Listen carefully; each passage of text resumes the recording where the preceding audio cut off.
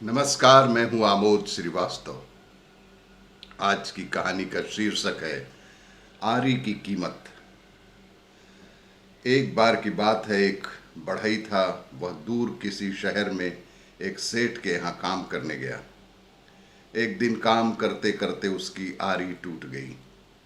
अब बिना आरी के बेचारा वह कुछ काम नहीं कर पा रहा था और वापस अपने गांव लौटना भी उसके लिए बहुत मुश्किल था, क्योंकि वो बहुत दूर के गांव का रहने वाला था। इसलिए वह शहर से सटे एक गांव में पहुंचा। इधर उधर पूछने पर उसे लोहार का पता चला, जो उस गांव में एक लोहारी का काम करता था। वह लोहार के पास गया और बोला, भाई साहब, मेरी आरी टूट गई है। तुम मेरे लिए एक अच्छी सी आरी बना दो तो बहुत ही अच्छा होगा, मैं अपना काम सुचारू पूर्वक कर पाऊंगा। लोहार बोला, बना तो दूंगा पर इसमें समय लगेगा। तुम कल इसी वक्त आकर मुझसे आरी ले जा सकते हो। बढ़ई बड़ा असमंजस में पड़ गया। उसे बहुत ही जल्दी थी, काम जल्दी निपटा कर अपने गांव जाना था। बढ़ई को तो जल्दी थी, सो उसने कहा, भाई कुछ पैसे अधिक ले लो, पर मुझे आरी अभी बना कर दे दो। बढ़ई ने जो कहा, बात पैसों की नहीं है भाई। अगर मैं इतनी जल्दबाजी में औजार बनाऊंगा तो मुझे खुद उससे संतुष्टि नहीं होगी। मैं औजार बनाने में कभी भी अपनी तरफ से कोई कमी नहीं रखता। लोहार ने समझाया और कहा कि जल्दबाजी में बनाया हुआ औजार कभी भी धोखा दे सकता है और मैं किसी के साथ धोखा नहीं करता। बढ़ई तैयार हो गया और अगले दिन आकर अपनी आरी ले गया। बहुत ही सुंदर, बहुत ही खूबसूरत आरी बनी थी। बढ़ई पहले की अपेक्षा और भी आसानी से और पहले से बेहतर काम कर पाने लगा।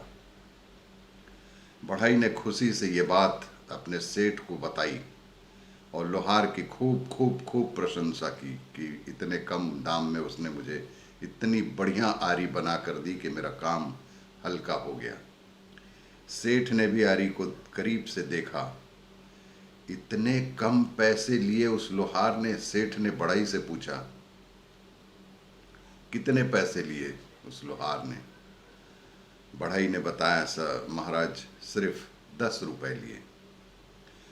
सेठ ने मन ही मन सोचा कि शहर में इतनी अच्छी आरी के तो कोई भी 30 रुपए देने को तैयार हो जाएगा।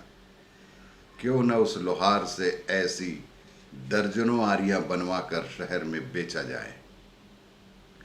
मन में लालच उत्पन्न हो गया और लालच के कारण अगले दिन सेठ लोहार के पास पहुंचा और बोला, मैं तुमसे ढेर सारी आरियां बनवाऊंगा और हर आरी के 10 रुपए दूंगा, लेकिन मेरी एक शर्त है, आज के बाद तुम सिर्फ और सिर्फ मेरे लिए काम करोगे, किसी और को आरी बनाकर नहीं बेचोगे। बढ़ई ने लोहार ने जवाब दिया, मैं आपकी शर्त नहीं मान सकता। सेठ ने सोचा कि लोहार को और अधिक पैसों की आवश्यकता होगी या उस और पैसे अधिक चाह रहा होगा। सेठ जी बोले, ठीक है, मैं तुम्हें हर आरी के 15 रुपए दूंगा। अब तो मेरी शर्त मंजूर है। लोहार ने कहा, नहीं, मैं अभी भी आपकी शर्त नहीं मान सकता। मैं अपनी मेहनत का मूल्य खुद निर्धारित करूंगा। मैं आपके लिए काम नहीं कर सकता। इस दाम से मैं संतुष्ट हूं, इससे ज़्यादा दाम मुझे चाहिए भी नहीं। मुझे ईश्वर के सामने जवाब देना है, मैं कम दाम के वस्तु को अधिक दाम में कैसे बेच सकता हूं। बड़े अजीब आदमी हो, भला कोई आती हुई लक्ष्मी को मना करता है? व्यापारी ने आश्चर्य से बोला। इस पर लोहार बोला, आप मुझसे आरी लेंगे, फिर उसे दुगने दाम में गरीब खरीदारों को बेचेंगे, लेकिन मैं किसी गरीब के शोषण का माध्यम नहीं बन सकता। अगर मैं लालच करूंगा तो उसका भुगतान कई लोगों को करना पड़ेगा। इसलिए आपका ये प्रस्ताव मैं स्वीकार नहीं कर सकता। सेठ समझ गया कि एक सच्चे और ईमानदार व्यक्ति को दुनिया की कोई दौलत नहीं खरीद सकती। वह अपने सिद्धांतों पर सदैव अडिग रहता है, चाहे वह लोहार ही क्यों न हो। अपने हित से ऊपर उठकर और लोगों के बारे में सोचना एक महान गुण है।